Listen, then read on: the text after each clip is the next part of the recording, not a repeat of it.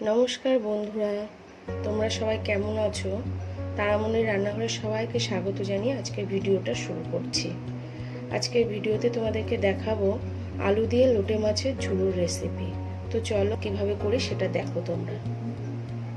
আজকে আমি 500 গ্রাম লোটে মাছ কেটে ভালোভাবে ধুয়ে পরিষ্কার করে নিয়েছি। লোটে মাছের কাঁটাগুলো কেটে বাদ দিয়ে দেবো, কেন যাতে মুখে না বাঁধে খাওয়ার সময়। চলো কিভাবে করি সেটা দেখো।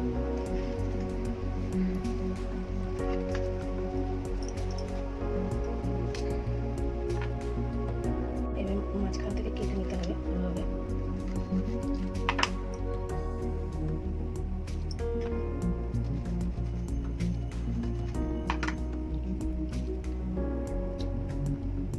টান দিলে লোটে মাছের কাঁটাগুলো বেরিয়ে আসবে। এইভাবে প্রত্যেকটা কাঁটা আমি বের করে নেবো। তো তোমরা দেখো,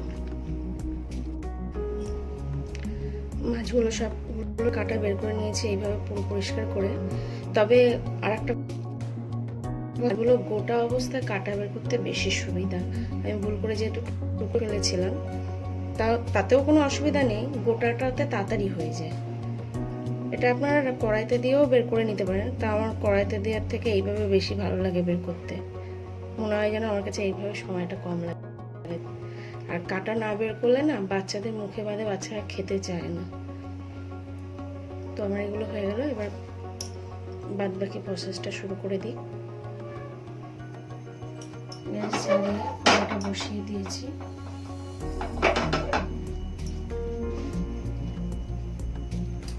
আর আজকে লোটে মাছের ঝুড়ো করতে যে উপকরণগুলো লাগবে সেগুলো হচ্ছে আলু,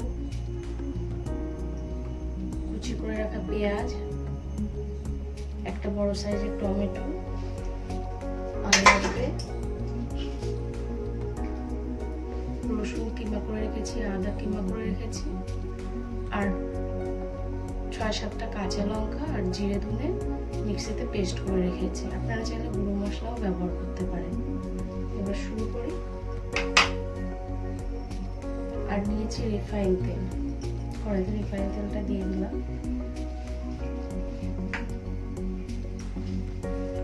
আলুগুলো ভেজে নেব।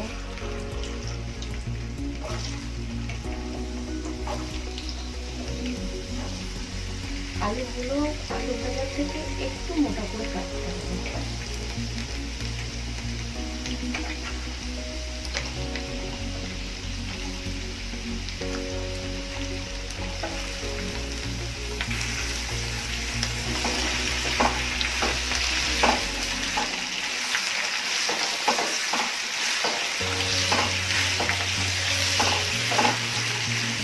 ভেজে নেব।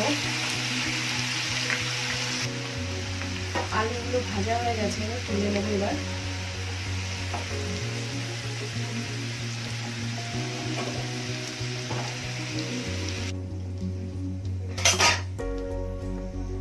পেঁয়াজ কুচি কুচি করে রেখেছিলাম, সেগুলো দিয়ে দেবো।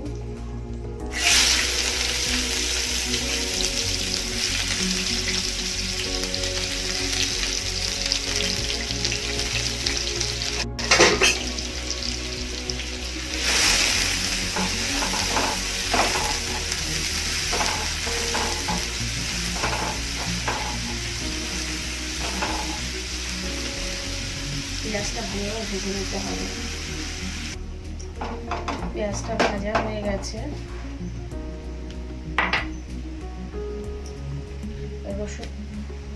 রসুন কিমাটা আর আদা কিমাটা দিয়ে দেবো।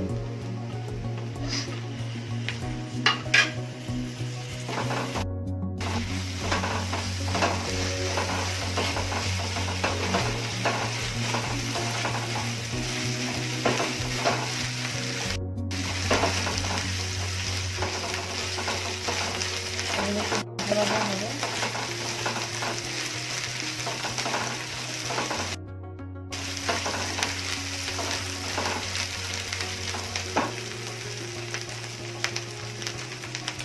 বেটে রাখা মশলাটা দিয়ে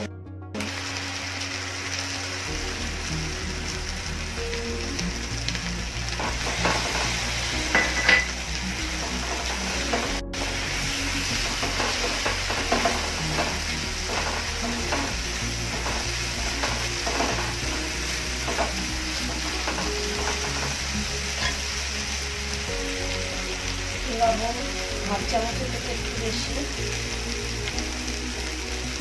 দিয়ে দিলাম। হাফ চামচ হলুদ দিয়ে দেবো।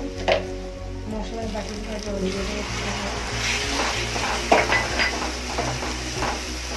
দিয়ে এবার ভালোভাবে মশলাগুলোকে কষতে হবে।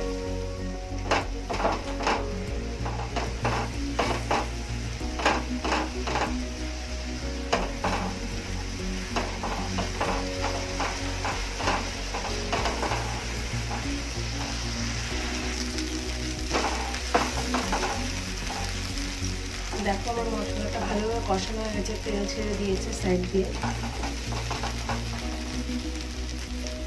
ভেজে রাখা আলুগুলো দিয়ে দেবো এবার।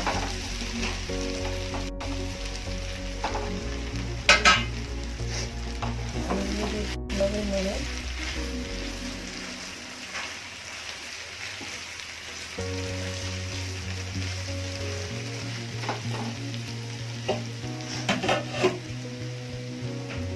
লোটে মাছগুলো দিয়ে দেবো। দিয়ে ভালোভাবে মিশিয়ে নেবো।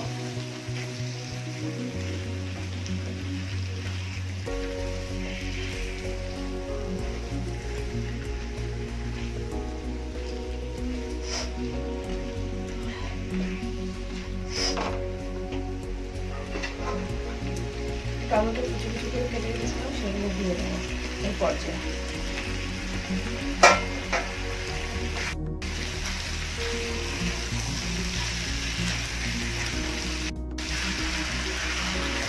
ভালোভাবে কষিয়ে নেবো এবং ঢেকে রাখবো 5 মিনিটের জন্য। 5 মিনিট হয়ে গেছে, ঢাকনাটা তুলে নেবো।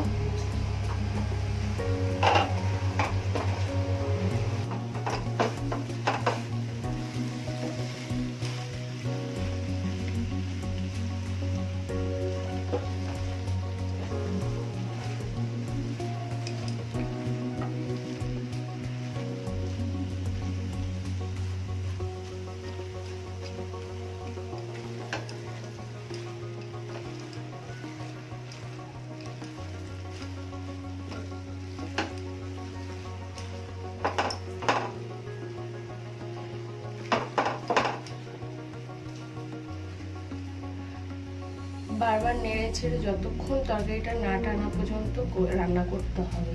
যেটা শুকিয়ে আসবে তখন ভাববে হয়ে গেছে।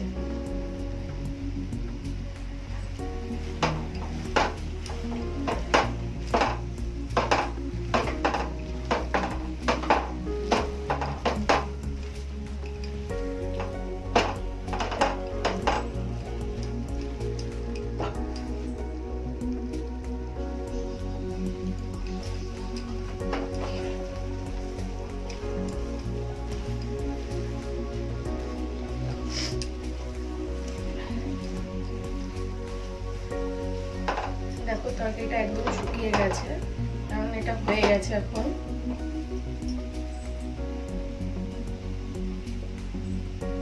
সামান্য গরম মশলা দিয়ে নেড়ে চেড়ে নামিয়ে নেব।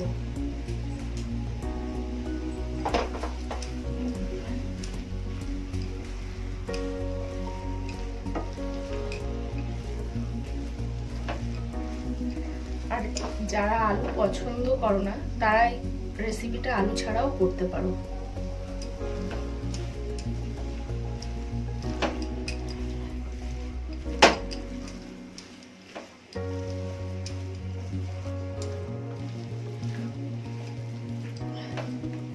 আজকে রান্নাটা কমপ্লিট হয়ে গেছে, গ্যাসের ফ্লেম বন্ধ করে দেবো। এবার সার্ভ করে তোমাদেরকে দেখাচ্ছি। সার্ভ করে দিয়েছি। তো আজকের রেসিপিটা কেমন লাগলো তোমাদের অবশ্যই যদি ভালো লেগে থাকে তাহলে কমেন্ট করো, লাইক করো, শেয়ার করো আর আমাকে ফলো করো। সবাইকে অসংখ্য ধন্যবাদ। আজকের ভিডিওটা এখানেই শেষ করলাম।